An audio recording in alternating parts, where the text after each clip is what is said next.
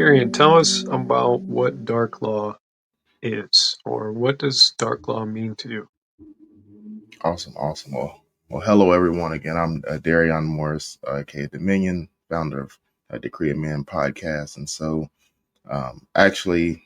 in the process of writing my first book entitled Darklaw: The Fall of the Vow, and so. Darklaw, for those of you that are not familiar with the mental health series, so Darklaw Dominion is actually my mental health series, and so in the book Darklaw, it actually, Darklaw Dominion symbolizes duality of the soul.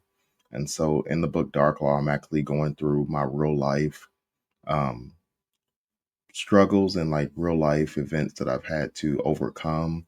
And I've essentially encapsulated that in my own fantasy realm. So it takes place in a place called Harold Shade Hollow. It's a fictional, similar to, if you are religious, similar to like hell, but like that fictional Hades, hellish realm, and it encapsulates essentially five regions, and it's about Darklaw's journey through, um, divine reincarnation in regards to um, intense like dread and just really it really encapsulates the darkest parts of one's upbringing.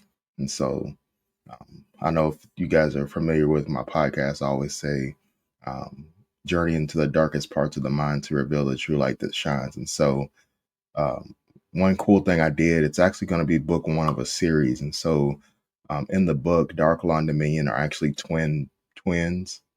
And so, the reason I did that is because I actually have twin sons myself. And so, Darklaw is actually um, sacrificed by his father at birth to a legion called the Vow of the Flame. And so Seraphine Leora is Darklaw and Dominion's mother. And so she's like the divine light. And so Dominion her and Dominion actually live in the Sovereign Verge, which is like the holy realm of the series or the trilogy, if you will. Darklaw's in the Herald Shade Hollow, which is again like that Hades realm. And then there's a middle realm that I'll talk about later through the episode. But essentially, in that middle realm, she gives birth, and Maleficus is their father. And for those of you that don't know, I must say I'm a domestic violence survivor from age 14. For me, my father tried to kill me and my mom, and so Maleficus is actually loosely based on like my real father, and like just he's like entwined like some of that what actually happened into that fantasy realm. So essentially, a Darklaw gets sold, sacrificed to Lord Firelith, which is the leader of the Vow of the Flame, by like in a pact, like a dark contract with his father, and essentially he's ripped. Darklaw's ripped after birth from his mother's arms and essentially given to this dark entity of flame. And Darklaw descends into Harold Shade Hollow, which is that dark realm. It's called the first setting that takes place is called the Ashen Verge, where the Vow of the Flame reside. And so um, Darklaw is essentially growing up in like the evil, nastiest parts of one's soul. And then Seraphina Leora is the mom, and is obviously torn, but she essentially, her and Dominion, the other son, they descend into essentially heaven, which is the Sovereign Verge, that realm. And so um, the book really explores like the difference between that darkest parts of yourself, and Dominion is growing up in light. And so it's gonna really encapsulate a lot of different emotions that again I'll break down as we continue this conversation. So that's like a little synopsis or a little summary of a start of it. Very good, very good. And it sounds like is Darklaw the main character who is going through all of this struggle and torment and escalating? Yes. Okay, so is he the Hollow King, the Rise of the Hollow King? Yes. And so I actually I love that you said that because I actually changed the title of the book, and so Mhm. it's like, and so I actually am working on that. Actually, can show you real quick. It is actually called. 'Cause I literally just changed it last night when I first finished the manuscript. So yeah, it's actually the Ashes of the Fallen Val is the new name, but he is still the Hollow King. And Very so cool. the reason, yep. So the reason I changed the name, honestly, is because um, just and again as you as the readers are reading, you'll kind of see um, he's rising and falling at the same time, just throughout the story. And so I really wanted the book to really focus on real world elements.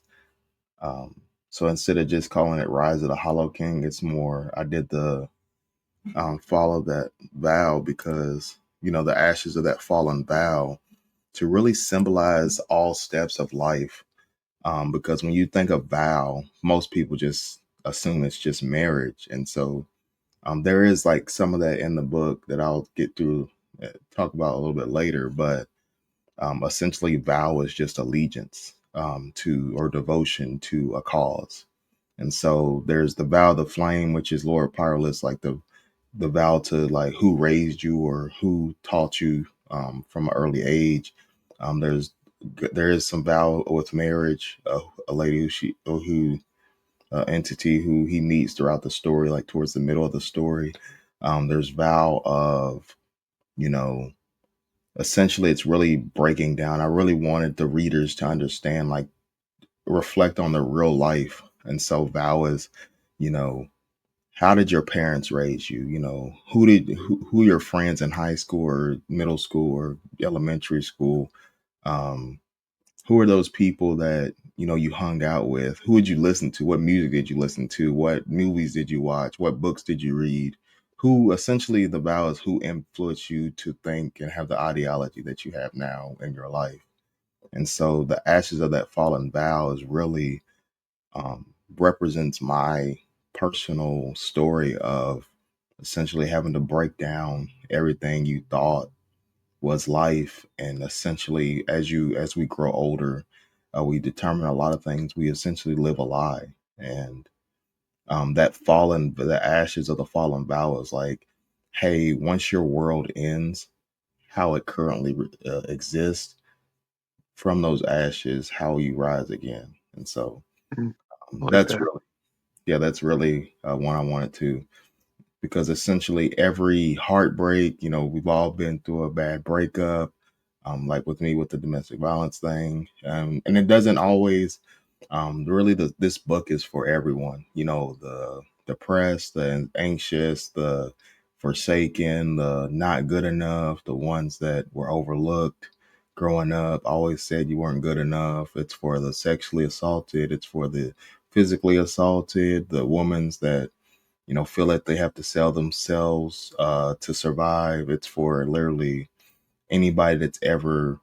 Because one thing I've learned, not just with podcasting, but just in life, everybody has a story, and the book really encapsulates, everybody's struggle. And so it doesn't have to be my story. Just happened to be like one of those like really dark, like wow, your dad tried to kill you.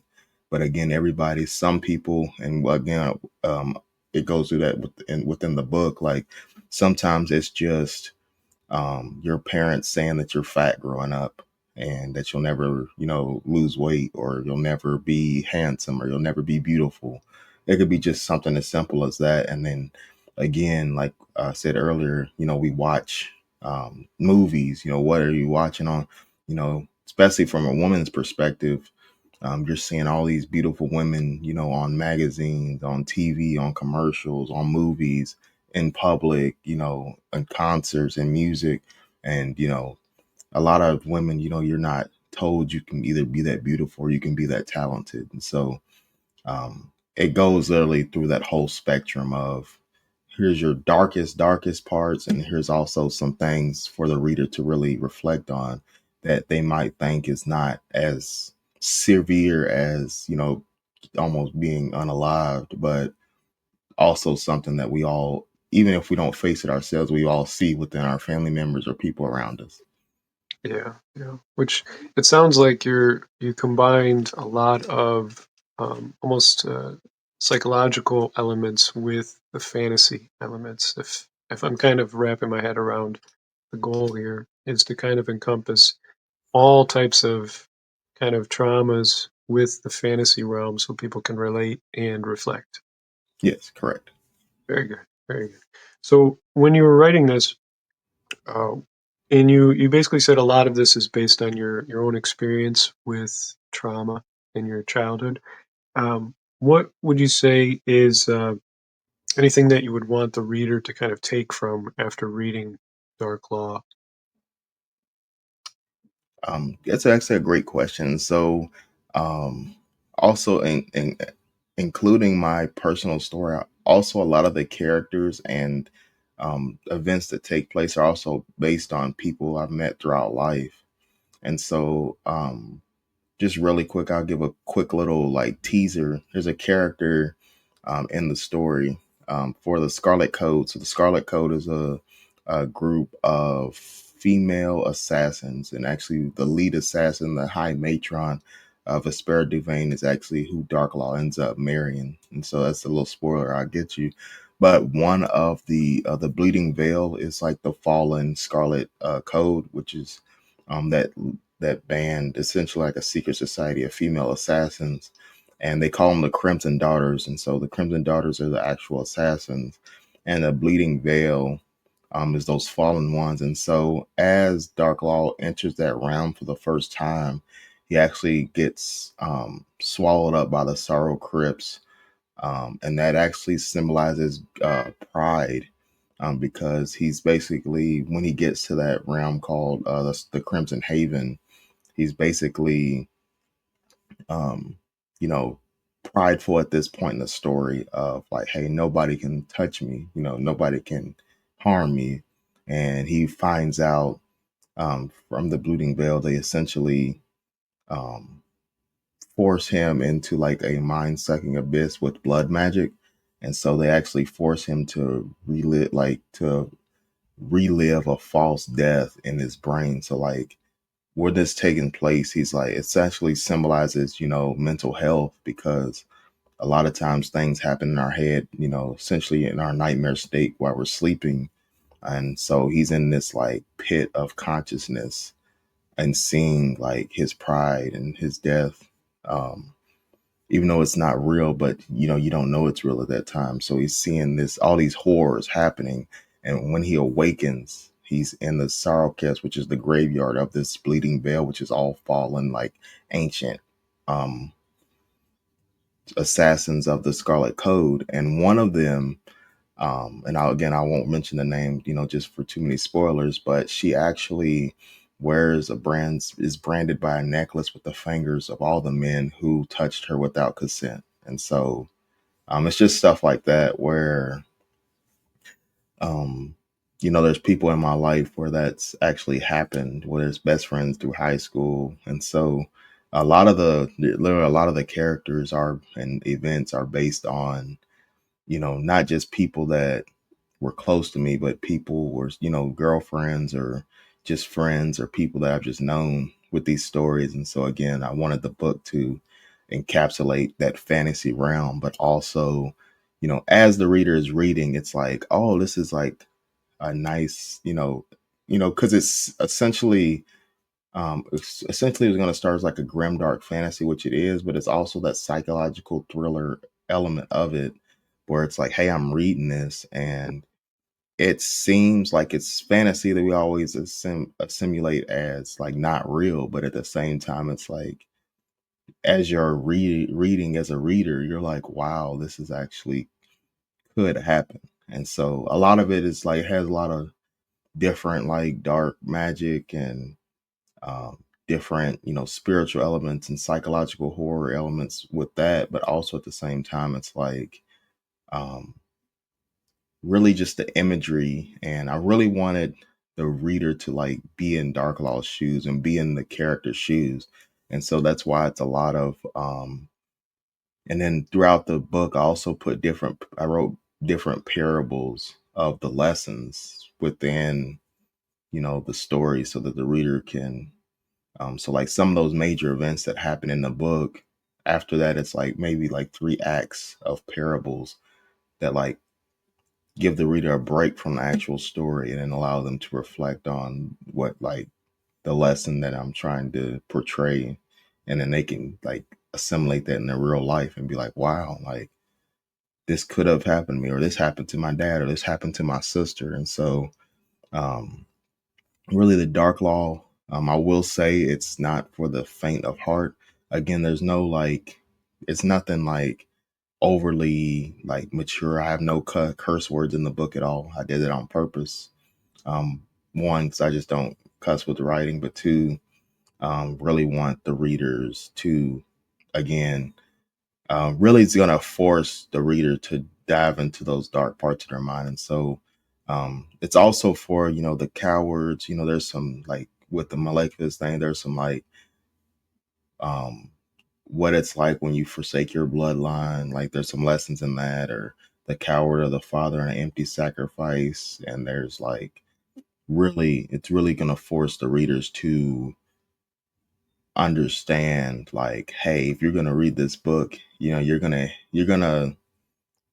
hit some nerves that you may not have healed from in the past. And so that was my goal, is to really, like I said with the podcast, hey, we're going to, and that's why it's Darklaw, because it's essentially the darkest abyssful part of one's soul that is oftentimes, I would say, fabricated, um, just through society and real life. Like you're just told to just put on a happy face and smile and just, don't talk about it. But as you're reading, it's gonna like, you don't have a choice in the realm of Harold Shade Hollow and the rise of Darklaw. Mm. Yeah, so it sounds like it might need some type of trigger warning for the reader prior to reading, just in case. So, when you were writing this, what do you find to be one of the most challenging parts during the writing process? Oh, that's actually a great question. I would say, um, first thing I'll say for anybody that's like interested in writing their own book of this magnitude, I would say the most challenging was really putting the plotting. So I literally did a year of, it was like 6 months to a year of just like, what do I want the realm to be called? What characters and what? So each, so I separated into different acts. But so there's five main um, regions within Harold Shade Hallow, and each region has a specific mission. So Ashen Burge, again, that's that vow of flame. That's his beginning. That's his upbringing. His arrival as Darklaw, or the Hollow King, like his first, basically your first. The second one is Thornwake. And so Thornwake is a grave. It's a cold, mistful, rain downpoured, enchanted forest of fallen necromancers. And in that, he meets a necromancer, and he's shown visions of what his life could have been had he not been sacrificed by his father at birth. And that's the first time he becomes aware that he has a twin brother named Dominion, like in the actual flesh. And so there's a main character within Thornwake that actually is showing him through these necromantic visions of, basically like showing him how Dominion was raised in a sense. And like it really shows like the spirit of resentment and envy within the real world of like, why do I gotta go through hell? And this guy's literally my equal, my blood, and he gets to like be holy and, doesn't have to go through any pain, in sense. And then I'm going literally through hell and back just to be normal, or just to be myself. And then the third one again is that Crimson Haven, where he meets that Scarlet Code. The fourth one is Blackfall Domain, and that's that where he becomes he faces old kingdom that once worshipped the old god or deity, and then the leader of that is called the Drivereth. The leader of that is trying to resurrect their old king, and so um, that part is the like towards the end, and it's really cool because it's actually that deity's corrupting him, and then when they try to raise the body of the old fallen king, it's like no, the demons like taking over, and it was never like it's basically so that whole group that has devoted their lives to this king, they're like their world ends instantly because it's like you've been actually trying to resurrect a vessel for this ancient deity, and everything you've been told, everything you've killed for, everything you've destroyed, every soul you've tarnished has been for a false allegiance, this false um and that really impacts in the real world. Is like um a lot of us are made as a weapon and not as a person. And so you can, we've seen it through wars, we've seen it through time, mass, there's so many different things like cults and just different things like that. Like you literally weaponize doubt and weaponize belief.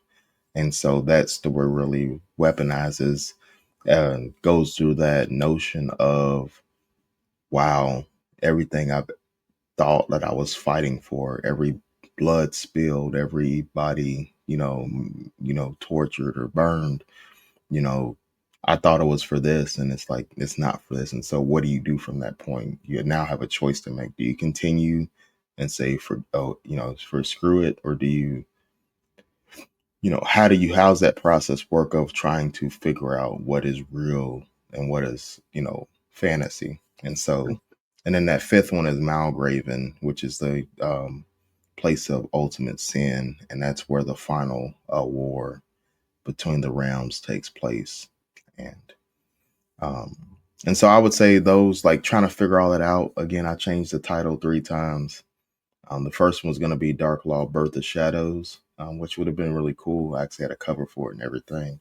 Then I went to the Rise of the Hollow King, and then now I finalized it. It's official for Ashes of the Fallen Vow. And so even actually the third Crimson Haven was called Crimson Hollow, but I changed it to Haven. And then as I was writing, I think the challenging part is adjusting on the fly. And so originally Darklaw and Dominion was going to just be the same person, like in the original first couple drafts, like when I drafted the book and how I wanted the trilogy to land. And then I got to like the twin thing, obviously, since I have twin boys, and it just made more sense. And so I would say the most challenging thing is really if you're not someone that can, if you're not an improvising person, that's the most, I mean, I am, so it wasn't too, it was still difficult. Obviously it took forever to, it took me over a year to even, took me over a year. I want to really, as people are listening, I really want people to be at ease. It took me over a year to even start writing. And so I've actually had this idea since I had the podcast. So I've been almost 2 years in. I'll be 2 years into the podcast in January. And I've literally had this idea ever since I made the podcast. And so essentially it took me a year and a half to even start writing, like actually like typing pen to paper drafts. So if you're out there and you're like, hey, I want to write a book and I'm just stuck, I was that way for literally the past year, like literally every single day, just going by like, hey, I got to start on this book. Hey, I got to get on Microsoft Word and start typing. And the cool thing about that, I want to liberate your people here is I was still, in my ink pad, I actually have like 10, 20 pages of just different notes of like, hey, every idea. So every single idea I was still writing down daily in my phone. It was just, and I want that to symbolize for the audience and the readers, like that fear of doubt, that fear of the unknown. Because again, it's so many things like, hey, like, will people even like my book? Will people even read my book? Will, you know, do people, the hardest thing is, with it being parts of my real stories, like, do people even care about my story enough to even read?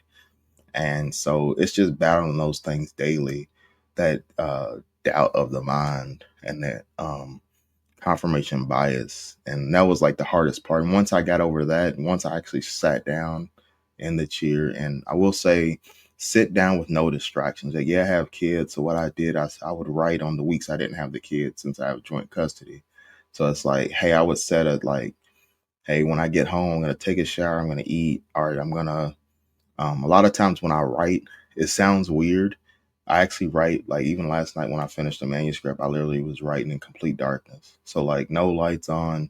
The only light I had was the laptop, and I had music playing, and it was just like just instrumental music, and it's just like just me and my soul, like writing. And so that was what allowed me to write, and it allowed me to actually dive deep into those things that happened in my personal life, and like putting it on that paper. And so you really have to write with no, just like I would say, especially if you have kids, like if like not everybody has like joint custody or can like have time away from kids, I would say do it at night. So like a lot of times we watch TV at night and lay down or what have you. Sometimes when I first started, I would just have my laptop in the bed with me. It was just like TV off, like just writing. And then so yeah, that what I would say would be the hardest thing, is like getting over the mental hurdles of writing. And then just write. I know we see YouTube videos, just write. I literally, when I first, what like really like catapulted me to me, I was just like, hey, I'm not gonna answer. And I put my phone up, like I'm not answering no texts, I'm not watching YouTube videos, I'm not scrolling through social media. Put your phone down. I'm gonna sit here and stare at this Microsoft Office open document until I write something, even if it's just a paragraph. Like it's something. Yeah, it's something. I agree. I feel like if you can just sit down and write, it's best to just write a bunch of crap until you find that one thing that is excellent, and eventually you get to it. So it sounds like you're pretty much ready for it to be published and put out into the world. Do you have plans on where you're going to release it? And if you do, how can they find it? How can people listening find it? No, yes. So I'll actually be published, self-publishing as indie author on KDP, and also I'll probably put it on Google Play and just different ebook variants. And so I will have an ebook and a paperback copy to start, and then as the movement grows, I'll probably do a hardback. And then again, this is book one of a trilogy, and so the second book is actually going to be Dominion's story. And so um, again, right now the focus is obviously on Darklaw and getting that out. But as that grows, the second one is going to be just Dominion's story and the Sovereign Verge, and it's really going to be cool because, like I said, Darklaw's journey is so um, like it really, really was hard to write. It wasn't hard to write in terms of like actual like typing, but it was harder to write because I literally had to go back to those darkest moments. And that's why I would write in the dark, because I would literally have to like really go back into especially like that Vespera, like the relationship things. Like some of my darkest relationships are like that heartbreak of being cheated on or being left for another guy. All that stuff is like in the book and like in that. So I really had to like go dive deep back into that mentally.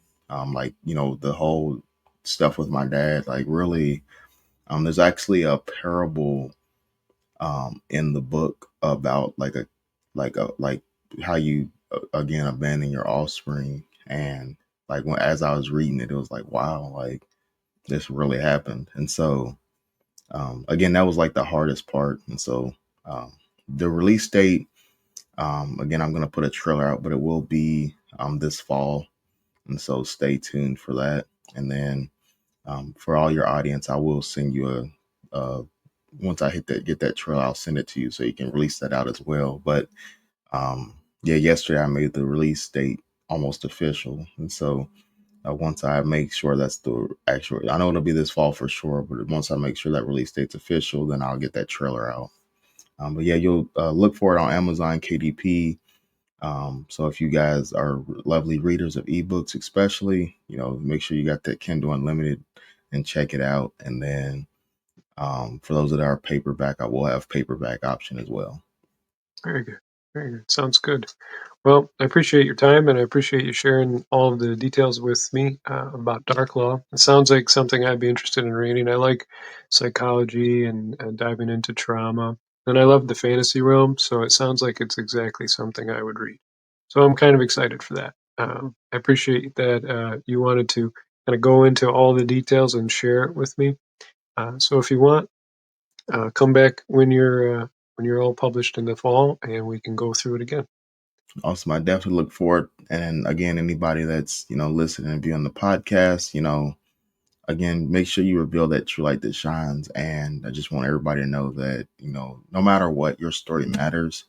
Um, I would say, just real quick, when people see that you're actually putting a step forward, that's when like things open up. And so, I used to have an older guy at my old job when I was like 18, 19 years old. And he used to say, talk ain't cheap. It only costs you a dime. And so once people actually see, even people I did like people right now that I didn't even know read like fantasy books are like, hey, that sounds cool. Like, let me know when it comes out. And so, um, that all it came to pass with, me actually writing the book. And so that's like how we were talking about earlier, like, just write. Um, so many YouTube videos that I'll listen to and watch. So many, hey, don't do this with your character. No, just write. Nobody's perfect. No book is perfect. Harry Potter's not perfect.